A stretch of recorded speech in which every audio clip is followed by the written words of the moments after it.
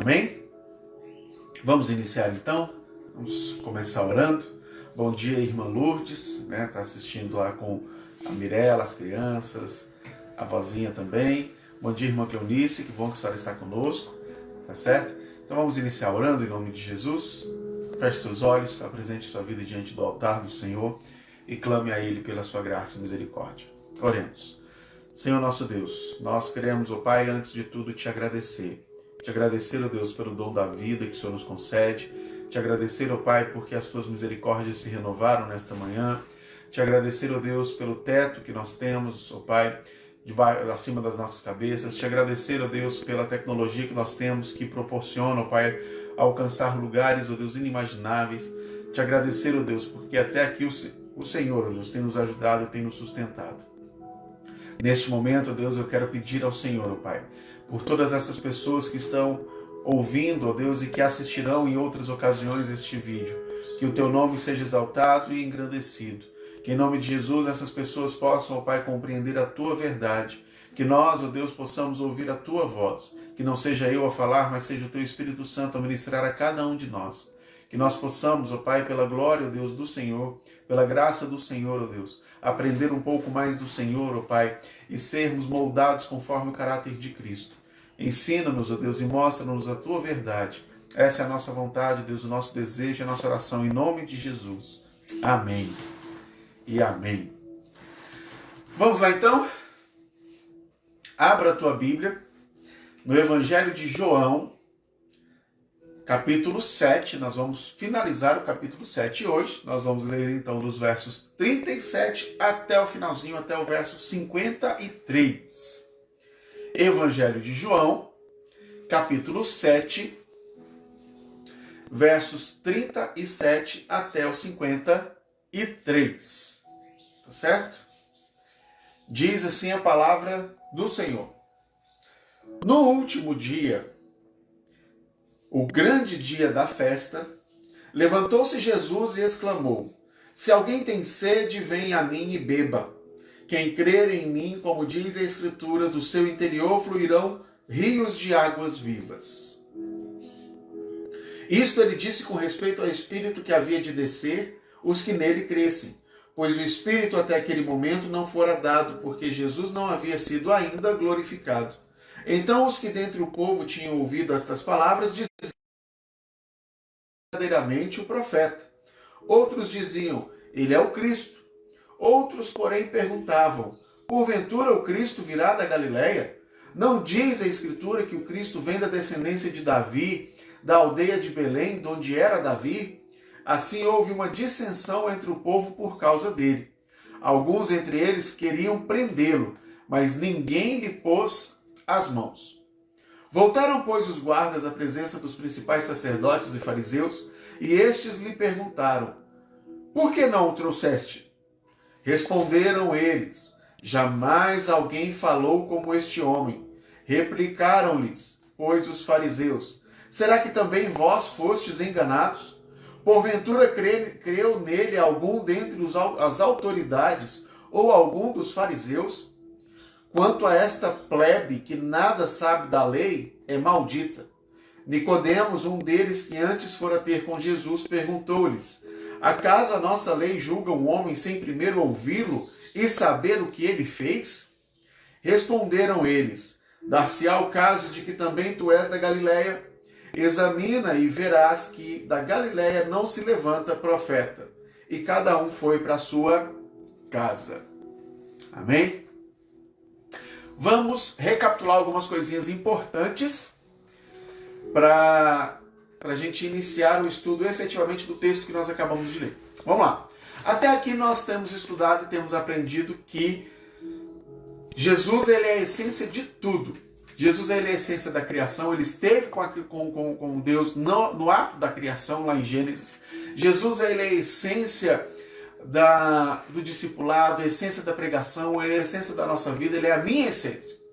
E aí nós aprendemos uma frase que, por ter a essência de Deus em nós, nós precisamos evidenciar isso.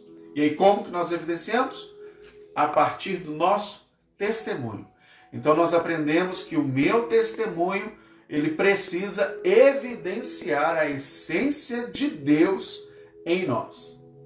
O meu testemunho precisa evidenciar a essência de Deus em mim. E aí a gente se pergunta, né, o que é essa essência? E aí a gente tem algumas características de Deus que nós podemos transmitir e compartilhar, né, com outras pessoas. Deus é amor, Deus é compassivo, Deus é misericordioso, Deus é bondoso, Deus é justo, e por aí vai, várias coisas que nós precisamos evidenciar a partir da nossa experiência, do nosso testemunho. E aí nós vimos que quando nós testemunhamos em favor de Cristo, quando nós falamos de Jesus, é Ele que merece toda a glória, é Ele que merece todo o louvor, é Ele que merece toda a honra. E isso nós vimos lá ainda no capítulo 2, né? No fato que Jesus ele transformou a água em vinho. E aí Jesus ele teve um encontro com a mulher samaritana, e essa mulher samaritana estava em dúvida: onde é o local de adoração, Senhor? E aí Jesus diz para ela que a sua vida é o local da adoração. A minha vida é o local da adoração. Porque Deus é espírito. E Ele está procurando adoradores que o adoram em espírito e em verdade. Então, nós precisamos adorar ao Senhor em espírito e em verdade. Com o nosso dia a dia, em tudo que nós fazemos. E aí, quando Jesus diz isso para aquela mulher, a primeira coisa que ela faz é sair de perto de Jesus e correr para dentro da cidade e falar para todo mundo. Contou para a cidade inteira: achei um profeta que sabe tudo a meu respeito. Ele é o Cristo enviado, o mensageiro de Deus. E aí o povo da cidade sai então da cidade, vai ao encontro de Jesus. E quando chega ao encontro de Jesus, escutam Jesus falar. E aí então eles dizem assim: agora nós sabemos, não de ouvir, mas de ver. Porque eles ouviram o testemunho da mulher, mas agora eles estavam vendo o próprio Cristo. E aí com isso nós aprendemos que nós precisamos falar desse Deus, que nós precisamos compartilhar Jesus, que nós precisamos apresentar Jesus às pessoas, porque Ele é a esperança do mundo, Ele é a luz do mundo, Ele é a salvação, Ele é a esperança para o perdido. E aí nós vimos também no milagre em que Jesus estava falando para mais de 5.000 homens, sem contar mulheres e crianças, e aquele povo estava com fome. E aí Jesus falou assim: o que a gente vai fazer com esse povo? E aí um dos discípulos falou: Jesus, tem aí um rapazinho, aí um garoto, que ele está com um lanche. Ele tem ali 5 pães e 2 peixes, mas não dá nem para cheiro para esse tanto de gente. E aí Jesus pegou aquele pouco, glorificou a Deus, entregou nas mãos de Deus, e aquele pouco se transformou em muito, que alimentou a multidão com sobra ainda, com fartura. E aí nós aprendemos que o pouco nas nossas mãos é muito mais do que excelente e suficiente nas mãos de Jesus. Não interessa o quanto nós temos ou o quanto nós podemos fazer, mas interessa nas mãos de quem nós entregamos. Se nós entregamos nas mãos do Senhor, Ele pode fazer muita coisa. Mas como a gente sabe, as pessoas muitas vezes vão até Jesus por interesse. Por causa do pão, né? E na ocasião, Jesus ainda declara: eu sou o pão da vida, né? Então algumas pessoas vão por causa do pão, outros vão para ficar falando mal, blasfemando de Deus. Há quem não acredite no que Jesus faz. E isso nós vemos ainda já no capítulo 7, né? E quando Jesus diz: olha, vai chegar o tempo que vocês vão me procurar e vocês não vão me encontrar. Vai chegar o tempo que vocês vão me procurar e não vão me encontrar. E aí algumas pessoas já tinham, né, os fariseus já tinham mandado guardas para prender a Jesus, mas não tinham conseguido prender. E aí nós chegamos aqui então, neste texto que nós lemos lá em João 7, a partir do verso 37, em que está tendo a festa. Jesus estava na festa, ele já tinha dito que era o pão da vida. Ele se levanta e diz: eu sou a água viva, a água da vida. E aí eu quero refletir com cada um de nós hoje a respeito de que lado você está. De que lado você está? Nós temos dois momentos aqui nesse texto que nós lemos, onde mostra Jesus fazendo uma declaração fantástica e surpreendendo as pessoas. Do outro lado nós temos os fariseus, que ficam bravos porque os guardas não cumpriram aquilo pelo qual eles foram enviados a fazer, que foi para prender Jesus. Nós temos esses dois momentos, nós temos essas duas figuras, e aí eu quero te perguntar, de que lado você está? De que lado nós estamos? Nós estamos do lado de Jesus, que escuta essa afirmação fantástica, né? Ou nós estamos do lado dos fariseus, do lado dos judeus, que ficam com raiva porque não prenderam a Jesus? E aí nós vamos refletir um pouquinho a respeito disso. E eu quero que nós façamos nesse momento, eu e você, uma autoanálise, sem falar nada com ninguém, mas que a gente possa refletir realmente, para identificar de que lado nós estamos, para que possa haver conserto diante do Senhor. E para isso eu quero primeiro começar com aqueles que estão do lado de Jesus, né? Jesus declara abertamente no verso 37, se alguém tem sede, venha a mim e beba. E no verso 38 ele diz, quem crer em mim, como diz a Escritura, do seu interior fluirão rios de água viva. Olha que declaração fantástica. Tá com sede? Vem para mim que eu vou te dar água. Só que não é qualquer água não. Eu vou te dar uma água que do seu interior fluirão águas vivas. Não é qualquer tipo de água. E aí, para a gente entender um pouquinho melhor, vamos pensar realmente na figura da água. O que água? Água. Para que isso serve? Qual a finalidade da água? Quantos por cento do nosso corpo é líquido, é formado por água? Quantos por cento do nosso planeta é formado por água? Ele já é declarado, né, como o planeta azul, justamente pela abundância de água. Água é vida. Não tem como o ser humano ou qualquer criatura viva sobreviver sem água. Não tem como.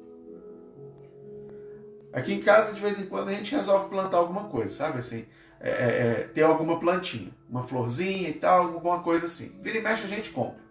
Aí vira e mexe a gente compra porque normalmente acaba morrendo. Infelizmente, né? Por falta de água. A gente esquece. Por falta de água. E Jesus nos chama como cristãos para que do nosso interior flua rios de águas vivas, para que possa dar vida a outras pessoas. Você, meu irmão, como cristão, foi chamado para dar vida, para ser luz, para saciar a sede de outras pessoas. Você é uma fonte. Quando alguém está com problema, quando alguém está aflito, quando alguém tem sede, precisa buscar você. Porque do seu interior flui uma fonte de água que você pode entregar para essa pessoa e falar, Jesus é a solução. Jesus é a esperança. Jesus é a esperança. Uma das características mais terríveis do deserto é o quê? A falta de água. A falta de água. O ser humano, quando ele está com sede e a garganta fica seca, é desesperador. É desesperador. E quantas pessoas nós temos, principalmente na atualidade, vivendo nessa crise, por causa dessa pandemia, que estão desesperados. Desesperados porque perdeu renda, perdeu emprego. Desesperados porque não aguenta mais ficar em casa. Desesperados por vários motivos. Porque tem parentes doentes, porque está doente, porque perdeu alguém. Mas eu e você possuímos a fonte da água viva, que é Jesus Cristo, e podemos entregar um pouco de esperança, um copo de esperança. de uma água cristalina que refrigera a alma, renova as nossas forças. Quando você está com sede, que você bebe uma água, é tão maravilhoso. É uma sensação tão maravilhosa.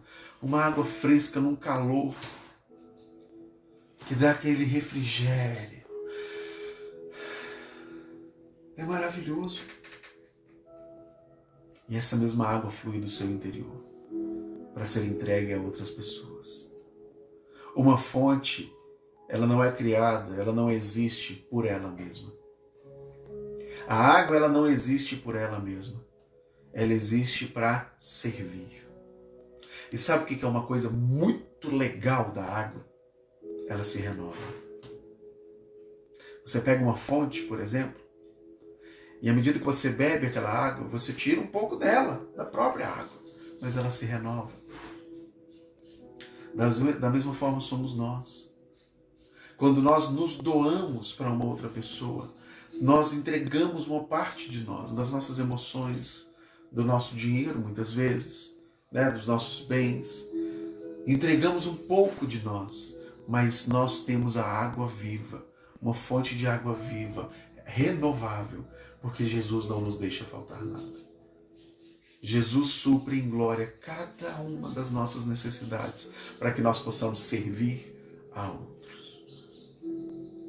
Você é a água do Senhor. Você é a fonte que Deus colocou nessa terra para levar refrigério, para levar salvação para aquele que está desesperado. Água que traz esse renovo, água que traz esse refrigério, que traz esse descanso. Entra dentro de uma banheira, entra dentro de um rio e você sai renovado. Tem gente que fala assim, eu estou precisando de um pouco de praia para sair renovado. Não é a praia que renova, é a água. É a água do mar. Vai para um rio e você sai renovado. E do seu interior flui essas águas para renovar o cansado, para renovar o aflito, para trazer esperança ao perdido. Esse é o seu papel. Esse é o seu papel. Mas sabe qual que é o segredo para que isso aconteça? Você tem uma condição. Não é simplesmente, eu sou fonte de água viva e a partir de hoje vou entregar esperança ao perdido, vou levar salvação a quem precisa e pronto, acabou. Não é assim que funciona. Tem uma condição para que isso se cumpra. E a condição está justamente nas palavras de Jesus. Você precisa beber dele. Sem Cristo nada podemos fazer. Se ele não é a fonte viva, nada podemos fazer. Quem crer em Jesus, isso é relacionamento. Isso é relacionamento.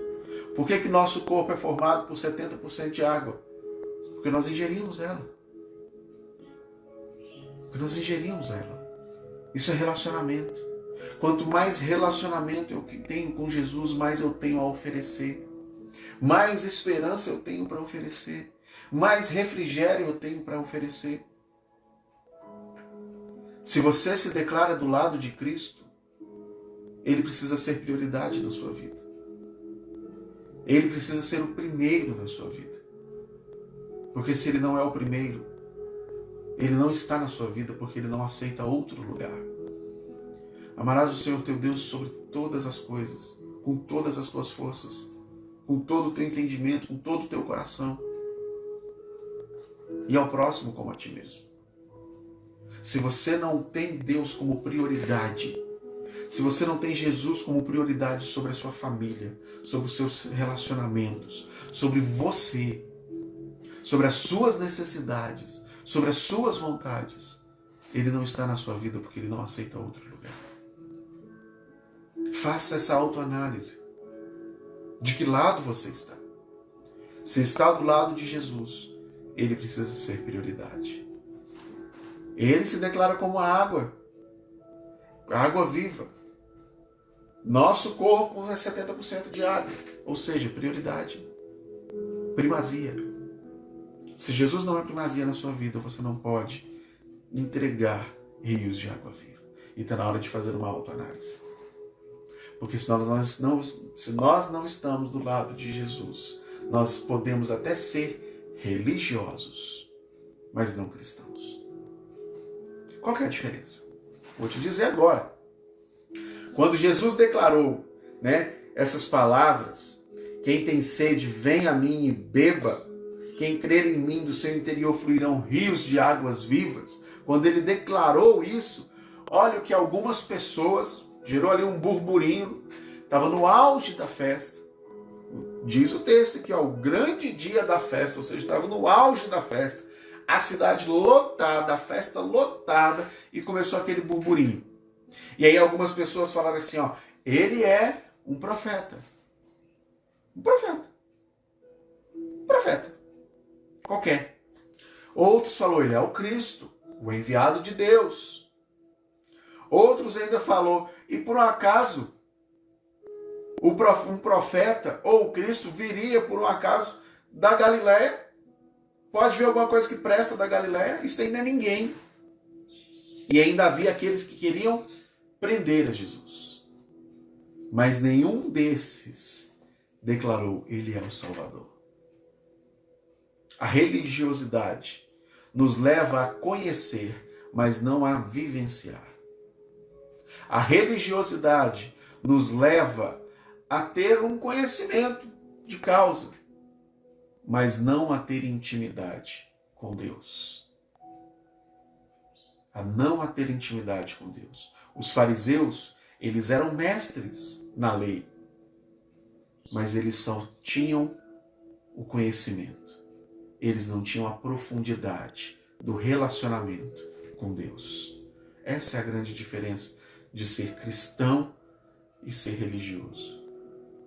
Nós podemos até dizer, eu sou crente, da igreja batista fulana de tal, da igreja assembleia fulana de tal, da igreja pentecostal fulana de tal. Eu sou católico da igreja fulana de tal, pode até dizer. Mas se não tiver relacionamento com Deus, não passa de casca vazia, de uma religiosidade sem causa, sem profundidade, sem intimidade com o Senhor. Não passa de uma fonte morta, que não flui mais nenhum pingo de água, mas que muitas vezes até flui veneno, mas não água. Sabe por que veneno? Porque olha o que os fariseus disseram. Quando os guardas que eles mandaram para prender a Jesus retornaram sem Jesus, eles então perguntaram, por que vocês não trouxeram? Por que vocês não fizeram o que eu mandei? Vocês não sabem quem eu sou, não? E aí os guardas disseram, nunca ouvimos alguém falar como ele.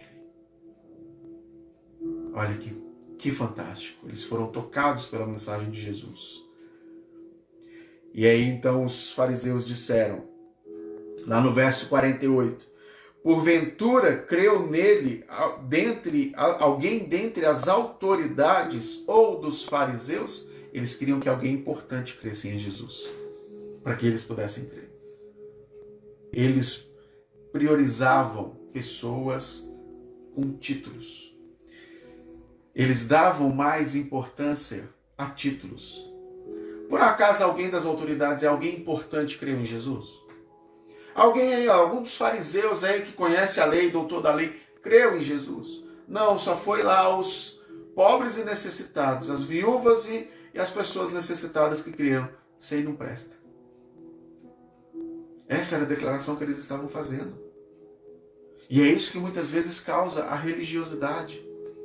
Esse conhecimento sem profundidade espiritual, sem relacionamento com Deus, nos torna muitas vezes pessoas arrogantes. Porque eu sei mais a Bíblia do que outras pessoas e acaba nos tornando pessoas arrogantes. Que menospreza aquele que não tem tanto estudo.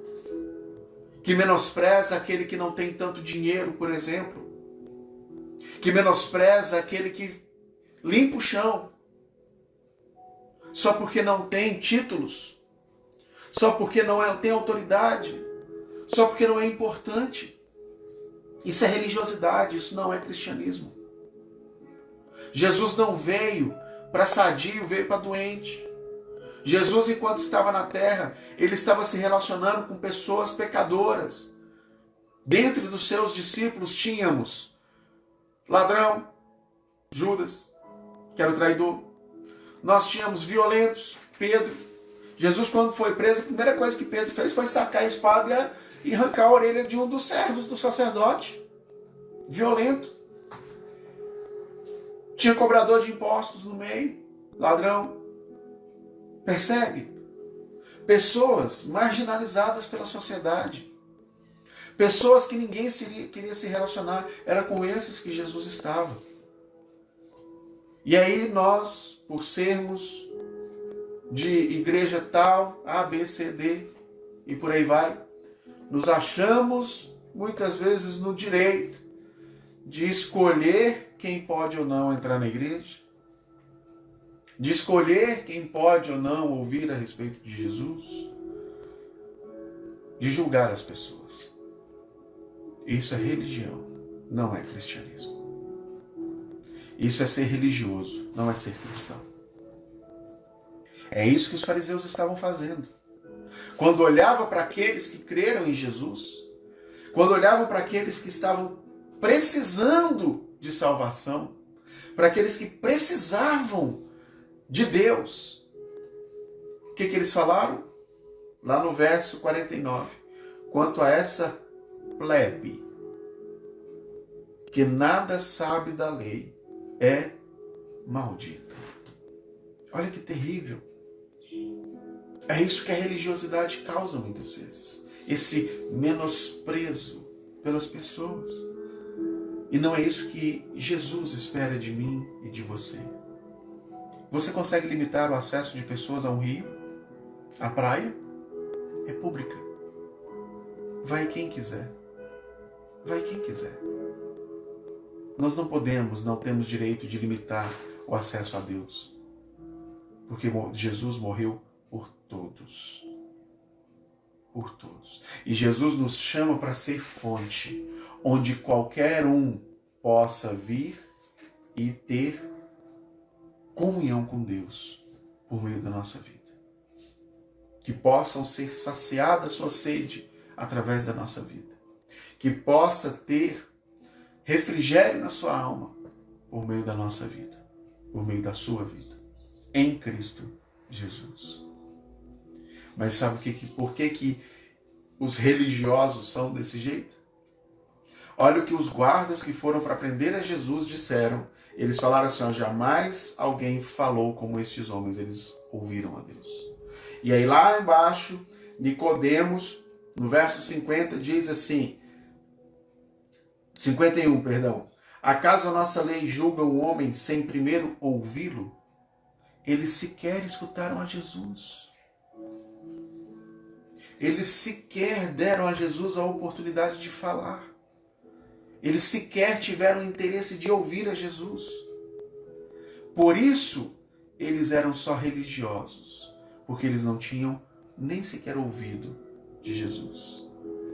Quando, na verdade, o que Jesus quer é que nós bebamos dele, que nós nos tornemos um com ele, que nós sejamos um com ele, que nós tenhamos uma comunhão tal com ele, que nós nos tornamos um em Cristo Jesus. E para exemplificar isso, a gente está quase acabando.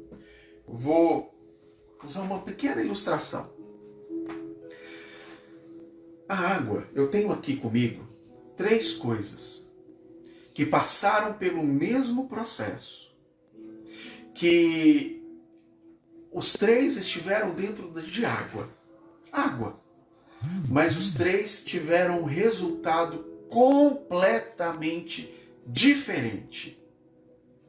O primeiro deles que eu tenho é, deixa eu colocar do lado de cá, é um ovo. Um ovo. E esse ovo está cozido. Ele passou pela água fervente.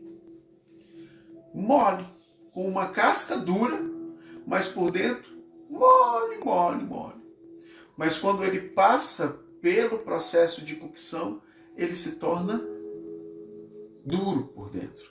Ele endurece por dentro. E às vezes essas pessoas que estavam ouvindo a Jesus, eles estavam lá sedentos para ouvir Deus, sedentos para ter uma palavra de fé, uma palavra de esperança, mas eles estavam com o coração endurecido. Por quê? Porque os fariseus, eles impunham um jugo muito alto para ser seguido. Eles queriam que as pessoas cumprissem na sua totalidade a lei, mas eles não cumpriam. Eles eram religiosos e queriam que as pessoas se tornassem regradas ali junto com as leis dentro daquela religiosidade. E aí as pessoas viram que não conseguiam, as pessoas entenderam que não seriam capazes de cumprir a lei na sua totalidade, então seu coração se endureceu. E aí eles chegam para ouvir Jesus. E aí eles já estão com aquele coração duro. Então eles chegam cheios de dúvidas. Ah, isso aí é um profeta. Ah, não, isso aí é Cristo. Ah, isso aí não é ninguém não, da Galileia não vem nada que presta não. Porque já estavam com o coração endurecido. Mas aí nós temos também uma cenoura. A cenoura, quando ela entrou, ela era dura. Mas aí quando ela sai macia. Do mesmo processo do ovo. Mas ela entrou dura e saiu macia, maleável. Por quê? Da mesma forma, os guardas que foram para prender Jesus. Eles foram com o coração endurecido. Eles foram prontos para prender a Jesus. Da mesma forma, Nicodemos. Nicodemos, ele teve um encontro com Jesus antes. E Jesus falou para ele, olha, é necessário que você nasça do Espírito. Nicodemos era um mestre da lei. Já chegou lá com o coração endurecido. Esses guardas chegou lá cheio de si para prender a Jesus. Até o momento de ouvi-lo. Quando ouviram a Jesus, o seu coração se quebrantou. Se amoleceu. E de repente você está nessa mesma situação. De repente você está aí com o coração endurecido pelas coisas que ouviu. Ou você já está com o coração, já é duro, mas está se quebrantando pelo Senhor. O segredo é o relacionamento com Deus. Os dois itens que eu coloquei aqui passaram pelo mesmo processo, pela mesma água. Mas eu quero te perguntar, o que aproveita a água? Depois do processo finalizado, depois do ovo cozido, depois da cenoura pronta, para que serve a água? Para nada. Só serve para jogar fora. O processo transformou o ovo e a cenoura. A condição transformou o ovo e a cenoura. E nós estamos vivendo um momento em que a condição que vivemos tem transformado as pessoas. E eu te pergunto, você vai sair duro? Vai sair mole e quebrantado? Ou vai transformar a condição em uma oportunidade? O terceiro item que eu tenho aqui é exatamente aquele que tem relacionamento com a água. Sabe o que é?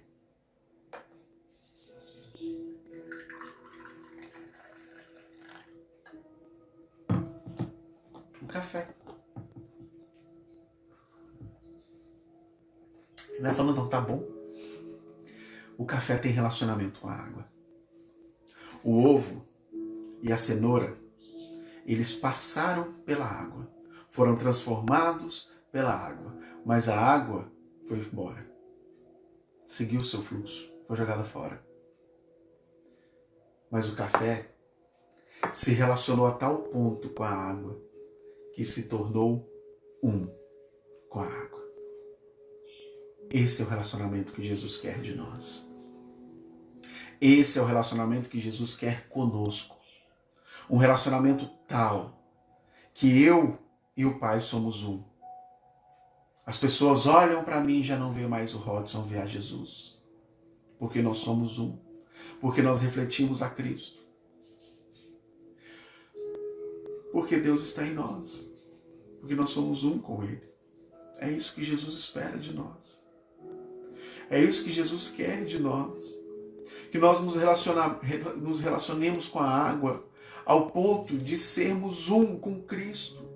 Ele é a fonte. E Ele quer que essa mesma fonte flua de mim e de você.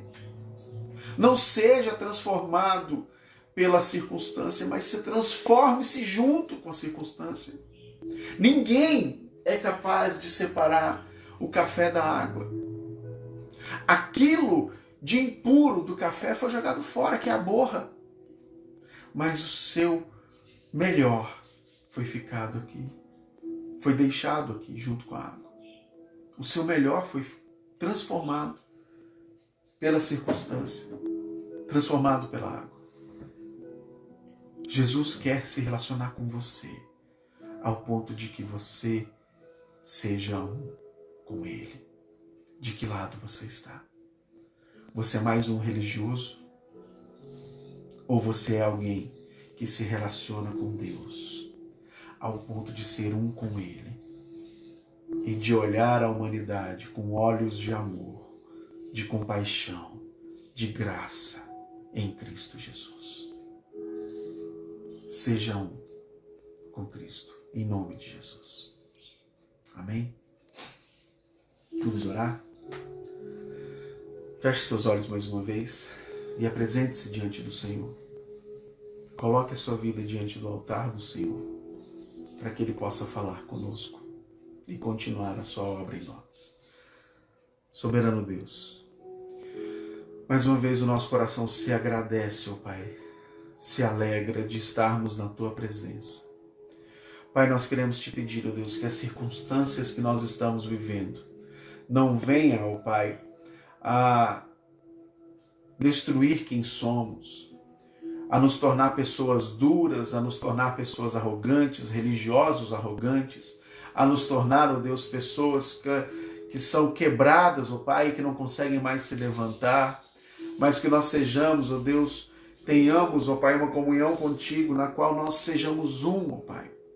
Que essa circunstância que estamos vivendo seja transformada conosco, de modo, ó Pai, que nós saiamos cada vez mais fortalecidos pelo Senhor. Clamo a Ti por aqueles que me escutam, que ouvirão, que eles possam, ó Pai, ter um relacionamento contigo, ó Deus, de modo que possa ter sempre uma palavra de amor e de esperança a quem quer que seja. Que não sejam arrogantes, ó Deus, religiosos arrogantes, mas que sejam, ó Deus, pessoas que demonstram o amor de Cristo na prática, que demonstram o amor de Cristo a qualquer um, para que o Teu nome seja exaltado e glorificado. Abençoa-nos, ó Deus, e livra-nos, ó Pai, continua a nos guardar, ó Deus, de qualquer contaminação, para que o Teu nome seja exaltado e glorificado, em nome de Jesus. Amém, Senhor. Amém. Deixa eu ver aqui com quem eu não falei, né? Vejamos. Paulo Jefferson. Que bom que você chegou, que bom que você assistiu, acompanhou. Deus abençoe, irmã Eudes, a Ruth. O Wilson assistindo lá de Goianésia, que bom, Wilson, ter você aqui conosco. Saudade de vocês, da Ludmila, né, da Julinha. E doido para dar um apertão na pequena Larissa, que chegou, coisa mais fofa. Irmã Delci, que bom, irmã Delci, saudade aí de você, das meninas. Que o Senhor possa abençoar e fortalecer vocês continuamente. João Lucas também, que Deus abençoe. Vanessa, Deus abençoe Vanessa. Carlos, as crianças. Irmã Rosângela, que bom ter com a gente aqui também. A Leia, saudade, Leia. Deus abençoe. E a irmã Salete, Deus abençoe a irmã Salete, a sua família, em nome de Jesus. Que Deus possa se fazer cada vez mais presente aí na sua vida, na vida de vocês. Que bom que você esteve conosco. Foi muito bom ter vocês aqui com a gente. Hoje, às 19 horas, nós temos culto no YouTube. Você é nosso convidado, né, IBBN Online, tá certo? Eu sou o pastor Rodson, um dos pastores da Igreja Batista Boas Novas, Brasília, Ceilândia. Você é muito bem-vindo a estar conosco, acompanhar as nossas transmissões. Na página do Facebook tem outras transmissões que nós já fizemos. Convido você a estar assistindo, a estar compartilhando, tá certo? Que o Senhor te abençoe, te guarde e que resplandeça a tua face sobre ti, em nome de Jesus. Deus abençoe e bom domingo a todos.